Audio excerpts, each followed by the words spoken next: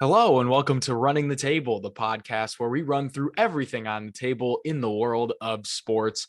And the divisional round of the playoffs has come and gone. Another week, another weekend of NFL football. And oh boy, we had four phenomenal, amazing games this weekend. Definitely lived up to the hype.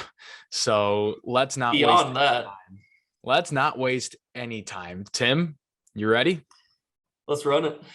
Before we get to the games, though, we need to go over how our predictions aged.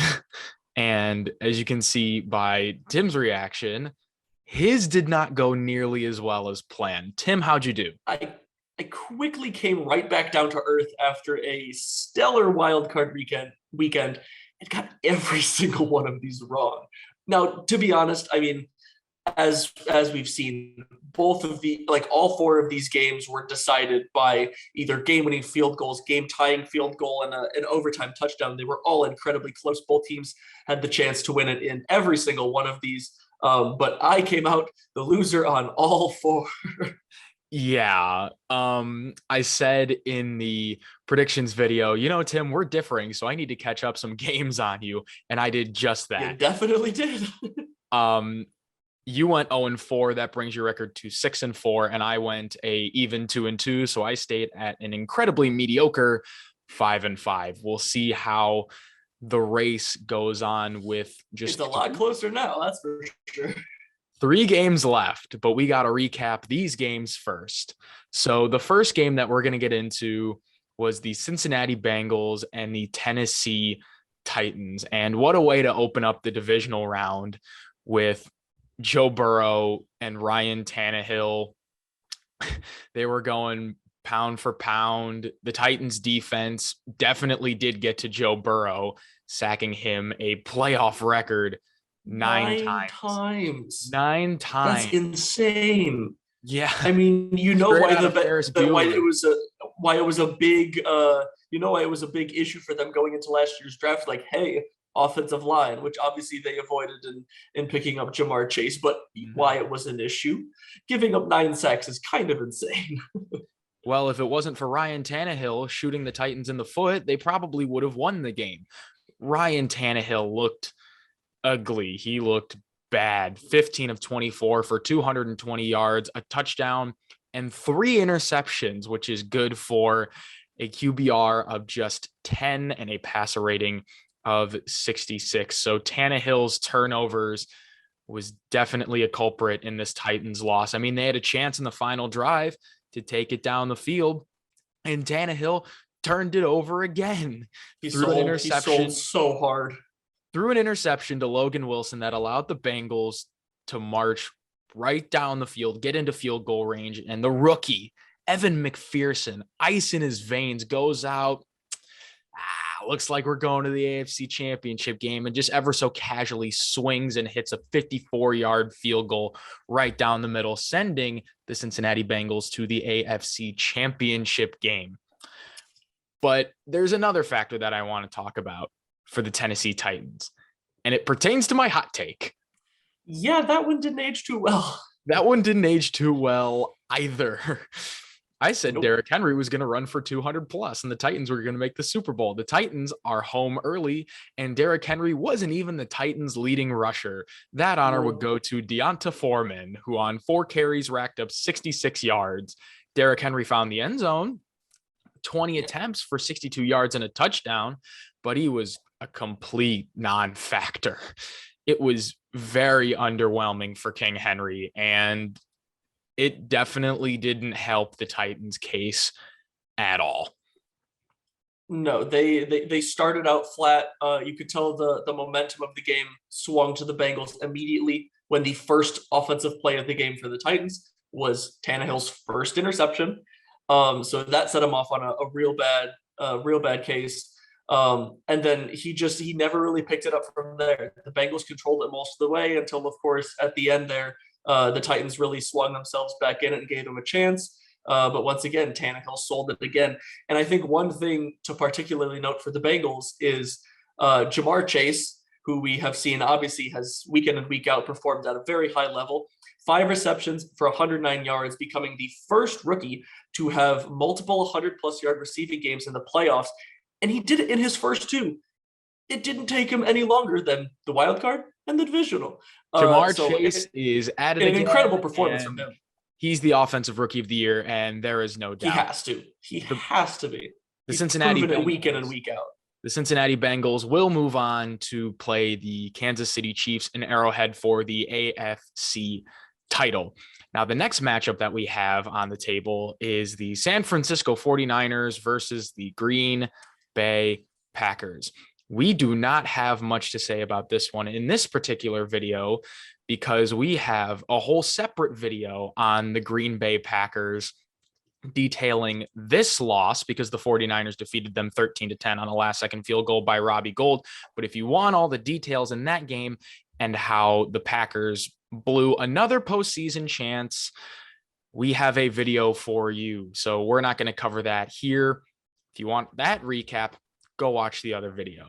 So I think we'll just move right along to the Sunday games. The Los Angeles Rams and the Tampa Bay Buccaneers. The third straight game that ends on a last-second field goal. Although this game was another game of complete insanity. Yeah. Matt Stafford and the Los Angeles Rams had complete control almost the whole game.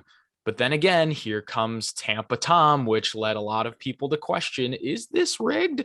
Because if Tom Brady is going to come down from 27-3 and let the Bucs win this, there's no way this is real. They scored 24 unanswered points in the third and the fourth to rally back and tie it at 27 apiece. But they forgot to cover the offensive player of the year. Cooper Kupp got loose twice on the final drive and absolutely torched the Buccaneers secondary to let Matt Gay. How do you do that? I don't get it. Kick the field goal to send the Rams to the NFC Championship game where they will play the 49ers at home. And the O-line for the Bucs, missing Tristan Wirfs, absolutely killed them. Brady was under pressure very, very often, and Aaron Donald had a field day on the Bucs O-line. Even Ryan Jensen played a little bit, but he was no match for the first team All-Pro. Aaron Donald was wreaking havoc in the backfield, and the Rams were about to run away with it if they hadn't quite literally almost fumbled the bag. Yeah, they lost 4 fumbles over the course of that game. Cooper Kupp fumbled, which was surprising, and then Cam Akers, who never loses the ball, twice. Two very key ones as well, which let the Bucs go right back into it.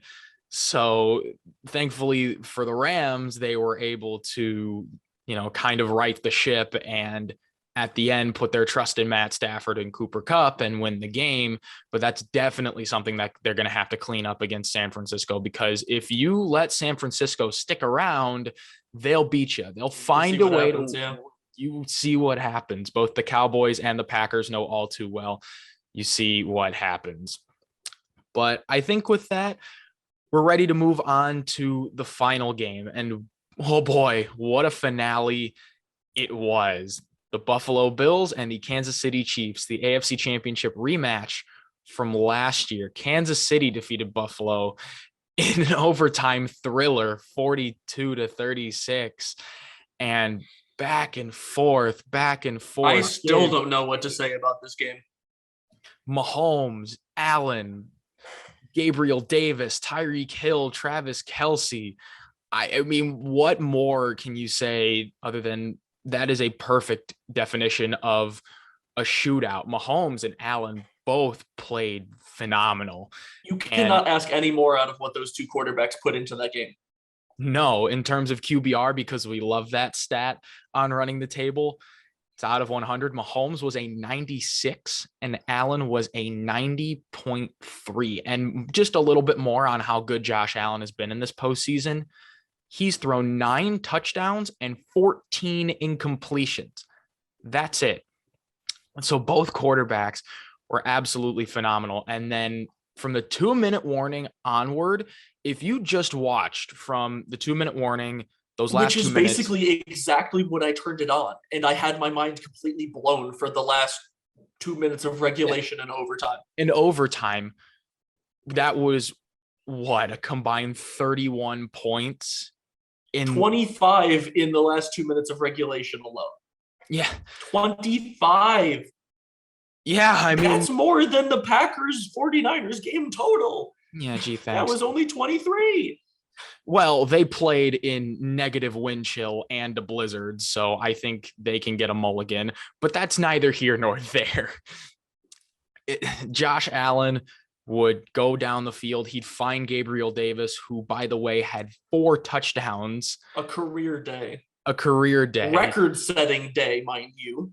201 yards and 4 touchdowns, which is a single game postseason record, which is absolutely phenomenal. No one has ever done that, despite all of the great wide receivers who are known for performing in the playoffs. Guys like Jerry Rice. Like, nobody has done that. He completely torched dudes. That last touchdown for Gabriel Davis, that cornerback needs to retire. He got sent into a hole. He got just completely spun around, and Davis was wide open in the end zone. Looking at that video on repeat, I feel so bad for that dude. Oh, boy.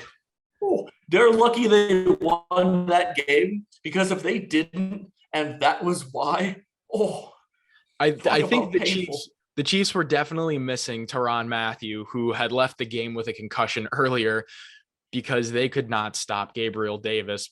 But they did a really good job of shutting down Stephon Diggs, who famously stayed on the field after the AFC Championship game and watched the Chiefs celebration.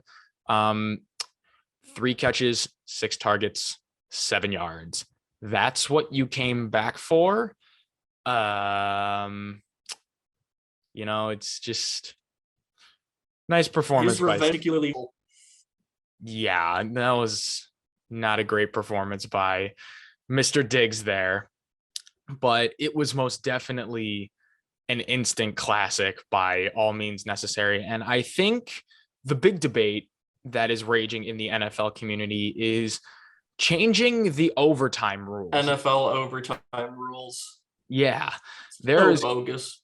Well, there's controversy because the Bills never even got a chance to see the ball. So what do? Like, NFL Twitter is pretty outraged that, the team that just wins the coin toss typically goes down the field, drives, scores a touchdown. And at least with 2 teams like that, where that's the way was such a prominent feature in this game. You win the coin toss, you win the game. So you're essentially deciding a playoff game by a flip of a coin.